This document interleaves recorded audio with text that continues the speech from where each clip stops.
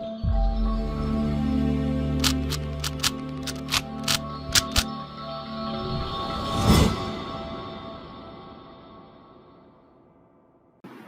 Guys, welcome to Vibha classes. आज हम लोग आपके साथ क्लास 12 अकाउंटेंसी का chapter 4 change in profit sharing ratio का सेकंड टॉपिक डिस्कस करने वाले हैं, अकाउंटिंग ऑफ गुडविल। पार्ट 2 ही हमारे पास है। पार्ट 1 में हमने डिस्कस करा कि कैसे अगर दो एग्जिस्टिंग पार्टनर या तीन एग्जिस्टिंग पार्टनर्स अपनी प्रॉफिट शेयरिंग रेशियो चेंज करते हैं तो एक गेनर होता है, कोई ना कोई गेनर होगा, कोई ना कोई सैक्रिफाइसर होगा। तो how we identify who is the gainer, who is the sacrificer, तो हमने इसका फर्स्ट पार्ट डिस्कस करा। ठीक है डियर, अब हम यहाँ डिस्कस करने वाले हैं गुडविल का क्या ट्रीटमेंट होगा, गुडविल का ट्रीटमेंट ये क्यों होगा वो भी डिस्कस करेंगे, बिकॉज अकाउंटेंसी बिना क्यों के तो पूरी होती ही नहीं। लेकिन सबसे पहले गुडविल के बारे में थोड़ी सी बातें करते हैं और उसके बाद हम इसका ट्रीटमेंट भी सीखेंगे इस चैप्टर के अंदर। मैं बार बार ये कह रही हूँ कि अगर आप चैप्टर ये अच्छे तरीके से समझते हैं तो एडमिशन रिटायरमेंट आपके लिए बहुत आसान होने वाली है, क्योंकि यही कंसेप्ट वहां पे भी काम आएंगे। तो आप लोगों को सबसे पहले ये पता होना चाहिए कि गुडविल क्या होता है। तो गुडविल को अगर हम फीचर्स के तौर पे समझाएं तो गुडविल क्या है बच्चों, एक इनटैंजिबल एसेट है, राइट। ये बात तो हम जानते ही हैं 10 से, इट्स एन इनटैंजिबल एसेट। कुछ कुछ चीजें मैं साथ साथ आप लोगों को थ्योरी की बताती जाऊंगी जो आपके दिमाग में हमेशा फिट भी रहनी चाहिए। और ये याद रखना कि इसका अकाउंटिंग स्टैंडर्ड कौन सा है। अकाउंटिंग स्टैंडर्ड इनटैंजिबल एसेट का है आपके पास 26, सभी इनटैंजिबल एसेट्स का आपके पास 26 है। गुडविल का तो आप याद रखेंगे अकाउंटिंग स्टैंडर्ड 26 है, 1 मार्कर में आपसे पूछा जा सकता है। अब सवाल ये उठता है ये गुडविल का ट्रीटमेंट हमें सीखना क्यों है इस चैप्टर के अंदर। तो डियर, मैंने आपको एक बात बताई थी कि जब भी रिकॉन्स्टिट्यूशन ऑफ फर्म होगा, what is reconstitution of firm, जब भी फर्म की सेटिंग बदलती है। फर्म की सेटिंग कब कब बदलती है ये भी याद रखना, पेपर में ये भी पूछा जाता है। रिकॉन्स्टिट्यूशन ऑफ फर्म कब होता है, जब एग्जिस्टिंग पार्टनर अपनी प्रॉफिट शेयरिंग रेशियो चेंज करे, तो कोई गेन करेगा, कोई सैक्रिफाइस करेगा। जब कोई नया पार्टनर एडमिट हो जाए तो जो एडमिट कर रहा है वो गेनर है और जो एग्जिस्टिंग पार्टनर है वो सैक्रिफाइसर है। कोई भी पार्टनर रिटायर हो जाए तो जब वो रिटायर हो रहा है तो वो सैक्रिफाइस कर रहा है और जो एग्जिस्टिंग पार्टनर्स हैं, जो बचे हुए पार्टनर्स हैं, रिमेनिंग पार्टनर, वो गेन कर रहे हैं। किसी पार्टनर की डेथ हो जाए, सेम वो भी सैक्रिफाइसर है, वो अपना हिस्सा छोड़ देगा। लास्ट आपके पास होता है जब दो पार्टनरशिप फर्म आपस में मर्ज हो जाए। फॉर एग्जाम्पल ए और बी एक पार्टनरशिप फर्म चलाते हैं और सी और डी उनके साथ मिल जाएं, तो ऐसे में भी इन चारों की प्रॉफिट शेयरिंग रेशो बदल जाएगी। जहां प्रॉफिट पहले ये दोनों और ये दोनों शेयर करा करते थे, 4 जने शेयर करेंगे। यानी सिंपल सी बात है, रिकॉन्स्टिट्यूशन ऑफ फर्म का मतलब है पार्टनर्स के बीच में पीएसआर का बदलना, क्योंकि जब जब पीएसआर बदलती है यानी प्रॉफिट शेयरिंग रेशो बदलती है, तब तब आपका जो पार्टनरशिप फर्म की डीड है वो भी चेंज हो जाती है। अब जब भी पीएसआर बदलेगी तो इतनी बात कंफर्म है, आपको 5 केस हमने बताए, 5 केस में पीएसआर बदल रही है। और जब भी पीएसआर बदलेगी तो एक कोई ना कोई गेन कर रहा होगा इस दौरान और कोई ना कोई अपना हिस्सा सैक्रिफाइस कर रहा होगा। तो भाई ये जो सैक्रिफाइसर महाशय जी हैं, इनको आप कैसे कंपनसेट करेंगे। गेन करने वाला फ्री में गेन ले ले, बिजनेसमैन है भाई, पार्टनर्स बिजनेसमैन है, फ्री में कुछ नहीं देते। अगर मान लीजिए एबीसी 3 पार्टनर हैं, इसमें से ए ने अपना हिस्सा सैक्रिफाइस करके सी को दे दिया, फ्री में थोड़ा ना देगा, फ्री में थोड़ा ना देगा। तो क्या देगा बदले में सैक्रिफाइसर गेनर को, यही है गुडविल। तो आप क्या करते हैं, गुडविल कैलकुलेट करते हैं। इसके रिलेटेड भी हम आपको 2 बातें बताएंगे कि 2 तरीके की गुडविल होती है। बट एक बात याद रखिएगा, बस इतना याद रखिए कि जब जब प्रॉफिट शेयरिंग रेशो में चेंज आएगा, पीएसआर जब जब बदलेगी, उसका पहला क्लू आप इस चैप्टर में पढ़ रहे हैं, चैप्टर 4। बाकी एडमिशन, रिटायरमेंट, डेथ तो पढ़ने वाले हैं ही आप लोग, उनमें भी पीएसआर बदलेगी, यानी उन सब में अकाउंटिंग ट्रीटमेंट होगा गुडविल का। उसमें भी सैक्रिफाइसिंग रेशो और गेनिंग रेशो निकालनी सिखाई जाएगी।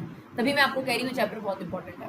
तो यहाँ पर जो भी सैक्रिफाइसर है वो गेनर से पेमेंट मांगता है और वो पेमेंट का बेसिस जो होता है वो होता है गुडविल। यानी आज तक जो भी हमने मेहनत करी है, बराबर करी थी, आज तुम उससे हिस्सा ज्यादा मांग रहा है तो बदले में तुम मुझे क्या कर, उस गुडविल की पेमेंट कर दे। तो बहुत सिंपल सा सेटल्ड बिजनेस होता है कि भाई जो गेन कर रहा है वो सैक्रिफाइसर को उस सैक्रिफाइस के बदले में गुडविल का अमाउंट देता है। लेकिन कितना, जितना भी आपका सैक्रिफाइस का परसेंटेज होगा। अगर सैक्रिफाइस का परसेंटेज 20% है तो गुडविल का 20% इस पर्सन को मिल जाएगा।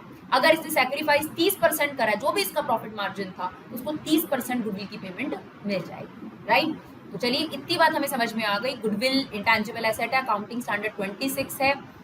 जब जब रिकॉन्स्टिट्यूशन होता है तो गुडविल कैलकुलेट होगी ही होगी, दैट फॉर श्योर, राइट। यानी एक बात कंफर्म है कि 5 ही चैप्टर में सैक्रिफाइसिंग रेशो, गेनिंग रेशो भी कैलकुलेट होगी और गुडविल भी कैलकुलेट होगी। अब गुडविल को भी समझना है, प्लीज ध्यान से समझिएगा। गुडविल 2 तरीके की होती है बिजनेस में, एक होती है परचेज्ड गुडविल और एक होती है सेल्फ जनरेटेड गुडविल, यानी जो तुमने खुद नेम फेम कमाया, सेल्फ जनरेटेड गुडविल। थोड़ा स्पेलिंग वगैरह के लिए प्लीज माफ कर दीजिए अगर थोड़ा सा गलत हो जाता है तो समझाते वक्त। तो परचेज जो गुडविल वो होती है डियर जो आपकी बैलेंस शीट में शो है। लाइक जैसे आप कोई और एसेट परचेज करते हैं, बैलेंस शीट में आपको पता ही है ये एसेट साइड है आपके पास, तो जो आपने अपना नेम फेम कमाया वो कभी आपको बैलेंस शीट में नजर नहीं आएगा। Remember this thing, self generated goodwill, ठीक है, या इनफर्ड गुडविल भी इसको नाम दिया जाता है, इनफर्ड गुडविल।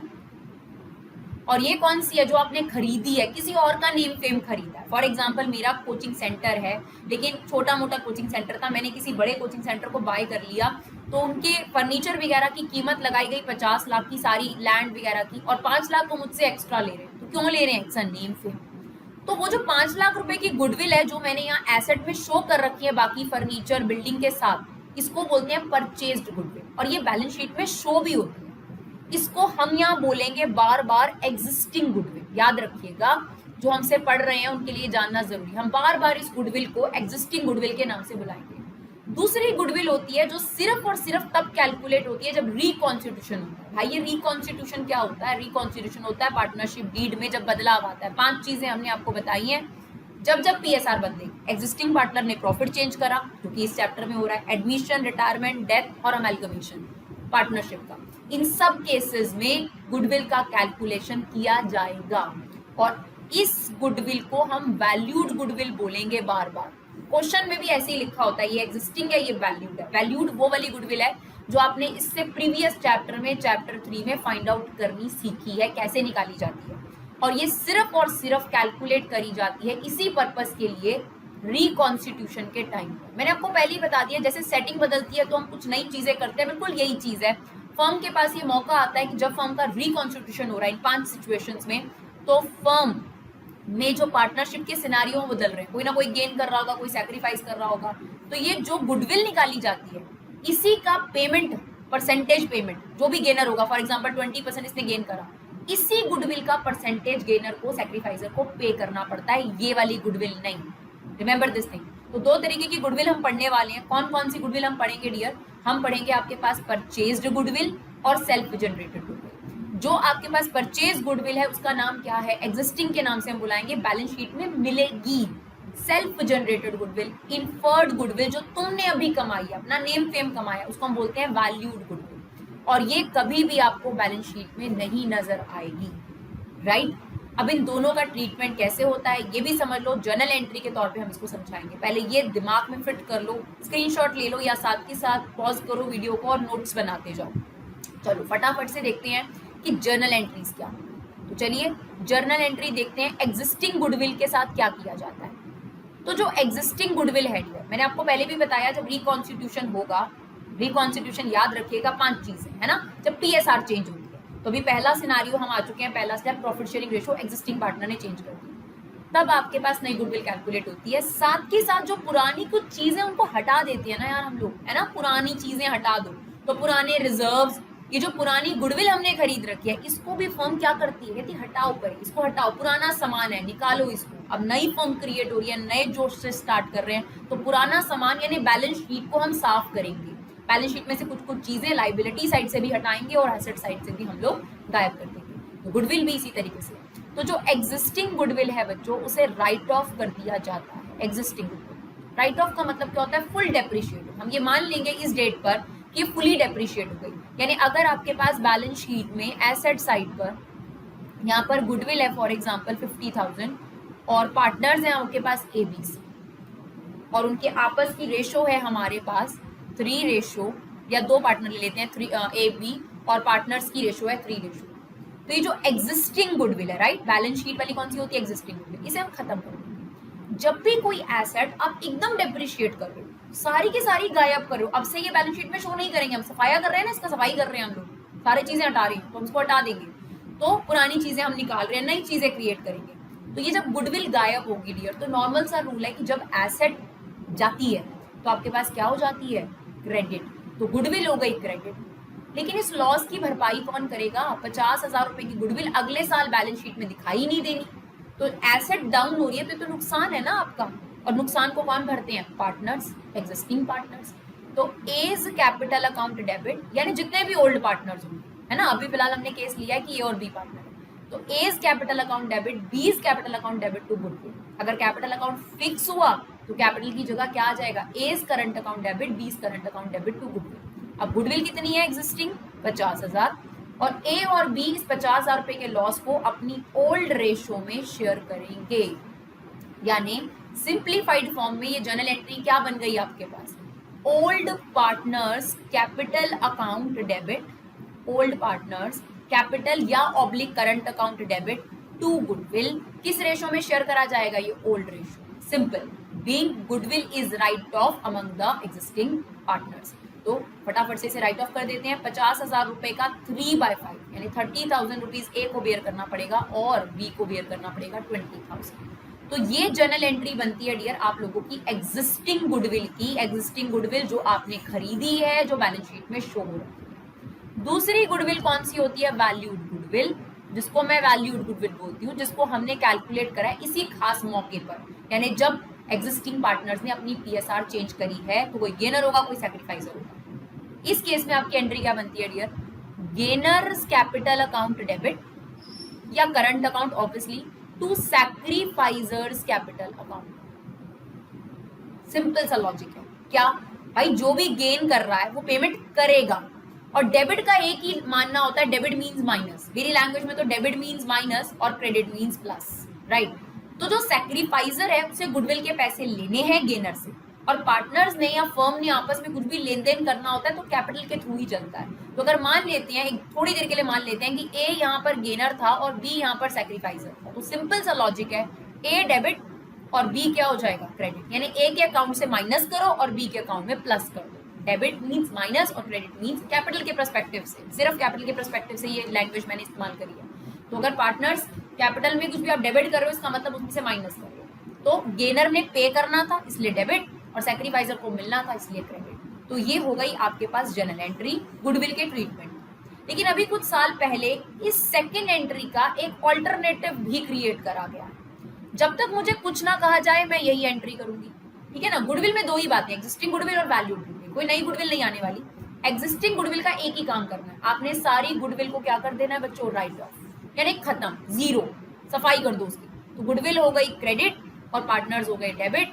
किस रेशो में? ये भी याद रखिएगा, ओल्ड रेशो। और जो न्यू गुडविल है, वैल्यूड गुडविल जिसको बोलते हैं, उसका एक ही लॉजिक है कि जो भी इस दौरान गेन कर रहा है वो पैसे भरेगा सैक्रिफाइजर को। तो गेनर हो गया डेबिट और सैक्रिफाइजर हो गया क्रेडिट। लेकिन इसका एक और अल्टरनेटिव क्रिएट करा गया है डियर, इसको हम ए पार्ट से ही लिख देते हैं। ऐसे बोलते हैं, गुडविल रेज करो और देन राइट ऑफ करो। यार अल्टीमेट इफेक्ट यही है, पता नहीं क्यों बना दिया, मुझे तो खुद समझ में नहीं आता, लेकिन अल्टीमेट इफेक्ट उसका यही एंट्री। तो उसमें क्या होता है कि सबसे पहले जो ये नई गुडविल आती है इसे आप दिखाते हो बुक्स के अंदर, जबकि ये बात रूल के तौर पर है कि इस वैल्यूड गुडविल को कभी भी आपकी बुक्स में नहीं शो करा जाएगा। लेकिन फेक तौर पे ये गुडविल पहले क्रिएट करी जाती है, नई गुडविल। तो एंट्री होती है goodwill account debit to partners capital account. जो भी पार्टनर्स होंगे, पार्टनर्स कैपिटल अकाउंट आपके पास ओल्ड रेशो में इसे राइट रेज कर दीजिएगा, ये और ये raise goodwill, being goodwill raised, यानी आपने गुडविल बनाई। लेकिन आपको पता ही है कि हम बता चुके हैं कि ये गुडविल कभी भी आपकी बुक्स में शो नहीं होगी, तो अगले ही मूवमेंट पर इसे राइट ऑफ भी कर देते हैं फटाफट। Partners capital account debit, right of में यही होता है, पार्टनर्स डेबिट होंगे और एसेट आपकी चली गई। बट अब किस में करना है? न्यू रेशो, बस ये। तो ये रहा आपके पास पूरा अकाउंटिंग ट्रीटमेंट। एग्जिस्टिंग गुडविल को राइट ऑफ कर देते हैं यानी खत्म कर देते हैं। वैल्यूड गुडविल को लेकर दो बातें हैं, जनरली तो हम यही एंट्री करेंगे, गेनर टू सैक्रिफाइजर। लेकिन अगर आपके पास ये स्पेशल केस मेंशन हो क्योंकि अभी कुछ साल पहले आया है, तो याद रखना जरूरी है, goodwill raise and then write off. तो गुडविल बढ़ा दो, पार्टनर्स को क्रेडिट कर दो, ओल्ड रेशो। ओल्ड के बाद क्या आती है? New ratio. पार्टनर को डेबिट कर दो, उल्टी एंट्री पास कर दो ताकि ये गुडविल से गुडविल क्या हो जाए? कट जाए। अल्टीमेटली देखिएगा इसका इफेक्ट यही एंट्री बनती है, बट स्टिल उन्होंने दिखाना है तो एक अकाउंटिंग ट्रीटमेंट तैयार किया हुआ है। अब इसको समझने के लिए हम टीएस ग्रेवाल के बैक क्वेश्चंस करते हैं आप लोगों के पास, और फटाफट से हम समझते हैं कि इसको कैसे करा जाएगा इम्प्रोवाइज। चलिए गाइस, ये क्वेश्चन नंबर 5 देखते हैं हम लोग। बुक्स सबके पास है ही, आई होप कोई दिक्कत वाली बात नहीं होगी किसी को भी। तो क्वेश्चन नंबर 5 देख लेते हैं सबसे पहले।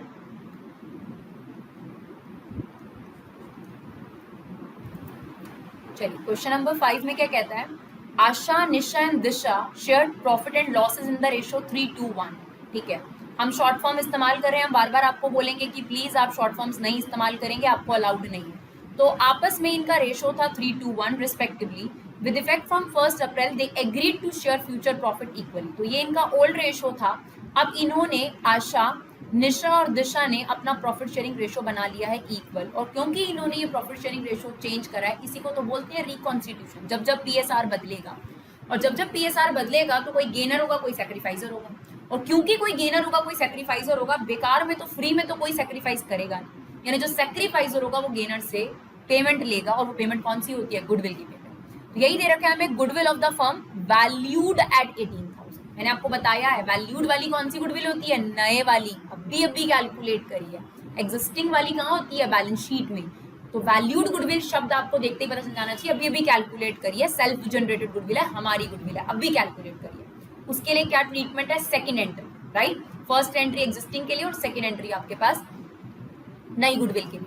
और फिर सवाल बच्चा करता है कि मैम उसमें आपने दो पोर्शन कराए थे, फर्स्ट वाला और सेकंड वाला। सेकंड वाला आपने तभी करना है जब लिखा हो कि goodwill raise and write off, otherwise हम वही एंट्री करेंगे, गेनर टू सैक्रिफाइसर। तो पहले उसे नोट करिएगा और फिर यहाँ पर आइएगा, तभी समझ में आएगा। चलिए, अब हम पूरी कोशिश कर रहे हैं कि हम दिल से आपको जैसा समझा सकते हैं पूरी कोशिश करेंगे, ताकि आपको ट्यूशन की जरूरत ना पड़े डियर, राइट। चलिए देखिए, अब आपके पास सबसे पहला काम तो आपको गुडविल चाहिए। तो गुडविल तो है हमारे पास, वैल्यूड गुडविल है हमारे पास 18,000 रुपए।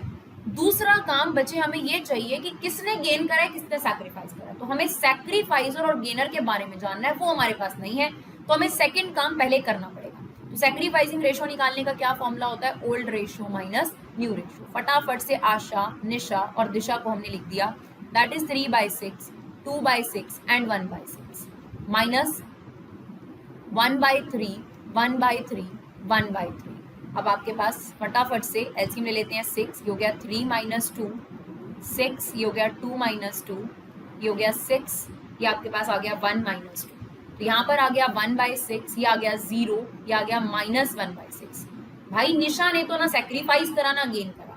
सैक्रिफाइस ए का आ रहा है पॉजिटिव, इसका मतलब इसने करा है सैक्रिफाइस, और इसका सैक्रिफाइस आ रहा है नेगेटिव, इसका मतलब दिशा ने गेन करा है।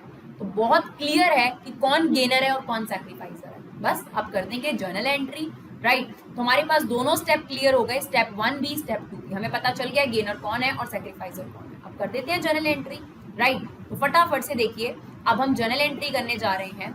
दिशा ने गेन कितना करा है, 1/6, ये याद रखिएगा। अब हम जर्नल एंट्री दिखा रहे हैं आपको।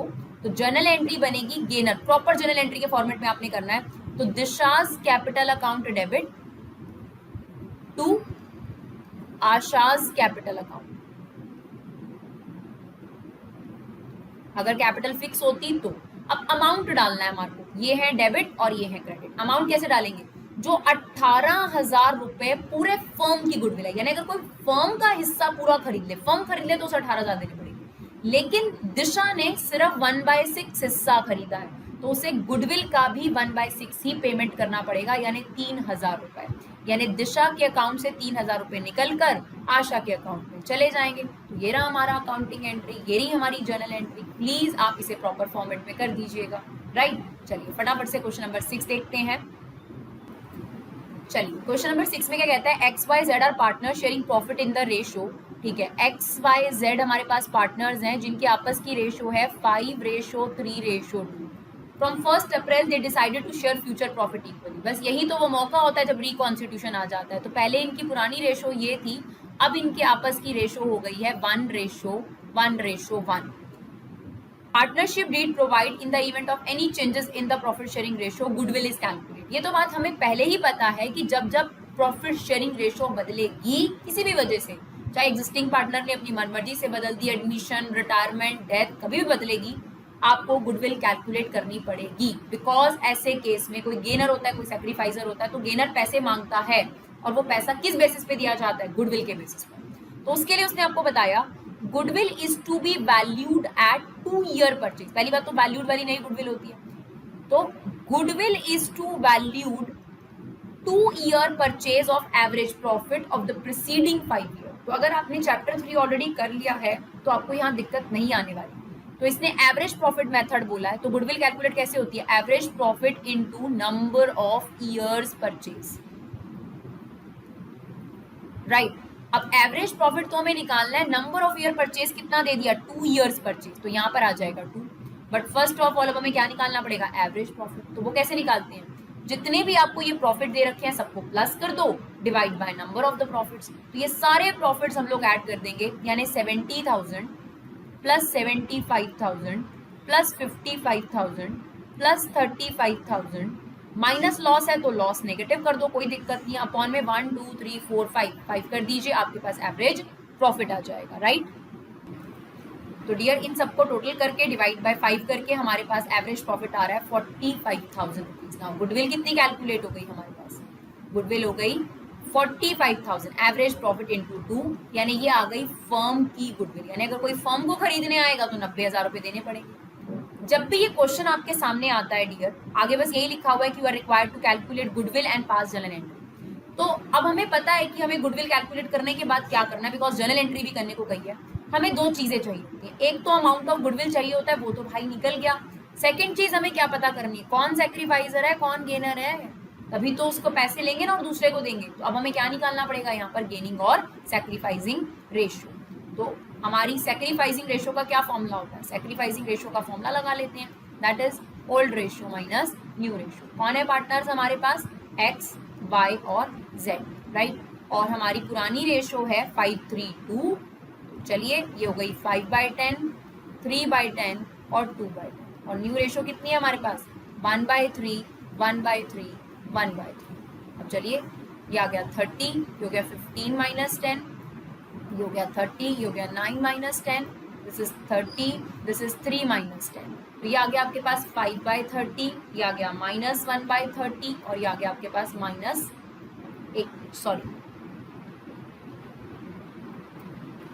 सॉरी डियर यहाँ पर था 2/10, तो ये हो जाएगा 6/10, ये आ गया माइनस 4/10। तो अगर y और z का नेगेटिव आ रहा है सैक्रिफाइस, इसका मतलब ये दोनों महाशय हैं गेनर यहाँ पर, यानी इन दोनों को ही गुडविल देनी पड़ेगी एक्स को। लेकिन एक बात याद रखिए, हमने आपको फर्स्ट वीडियो में भी बताया, फर्स्ट पार्ट में भी, कि अगर गेनर या सैक्रिफाइजर एक से ज्यादा हो तो रेशो निकाल लो। तो गेनिंग रेशो निकाल लो y और z के बीच में, और डिनोमिनेटर देख लेना सेम है, बिल्कुल सेम है मैम। तो यहाँ पर आ गया 1:4 y और z का गेन। अब हमें जर्नल एंट्री पास करनी है। जर्नल एंट्री में ऑब्वियस सी बात है कि x सैक्रिफाइस कर रहा है, y और z दोनों ही गेनर है, तो हमारे पास एंट्री बनेगी y's capital account debit z's capital account debit to x capital account.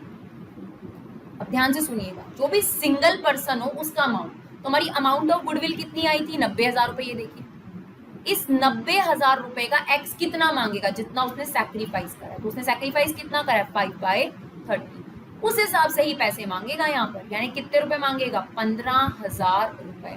तो एक्स को चाहिए 15,000 रुपए, और वो कौन बियर करेंगे? y और z, क्योंकि दोनों गेनर है। किस रेशो में? 1:4, यानी 1/5 y भरेगा और 4/5 z। तो ये आपस की रेशो इनकी निकाल लेनी है, इस चीज का ध्यान रखना है, कहीं 1/10 और 4/10 कर रहे हो, राइट। तो रेशो जरूर निकाल लेना। तो सबसे पहले x का हमने निकाल लिया कि x को कितना मिलेगा। तो 90,000 रुपए की गुडविल है, जिसमें उसने 5/30 सैक्रिफाइस करा है, तो 15,000 रुपीज उसकी अर्निंग होनी चाहिए। 15,000 रुपए x लेगा y और z टोटल मिलाकर। तो x कितना देगा? 1/5 यानी 3,000 रुपीज, और z कितना देगा? 12,000 रुपए। चलिए डियर, अब देखिए यहाँ पर 7th क्वेश्चन भी है, बट 7th क्वेश्चन बहुत सिंपल है, जैसे हमने ऊपर करा है वही आप कर सकते हैं। तो सारे क्वेश्चन देखिए अकाउंट्स में करवाना फिजिबल नहीं है, वीडियो बहुत लेंथी हो जाएगी, तो हम कोशिश करेंगे जो थोड़े से डिफिकल्ट क्वेश्चन है वो हम कराएं। तो आप देखिए यहाँ पर कुछ नहीं है, 7th क्वेश्चन में आप ट्राई कर सकते हैं, वही 3 ईयर परचेज एवरेज प्रॉफिट है। तो पहले आप एवरेज प्रॉफिट को 3 से मल्टीप्लाई करके एवरेज प्रॉफिट कैसे निकालेंगे? इन सभी प्रॉफिट्स को प्लस करें, डिवाइड बाय 5 करें, उसके बाद उसे 3 से मल्टीप्लाई करके फर्म की गुडविल आ जाएगी। आपको न्यू रेशो भी दे रखी है, ओल्ड रेशो भी दे रखी है, सैक्रिफाइसिंग रेशो निकालकर आपने गेनर टू सैक्रिफाइसिंग एंट्री कर दी।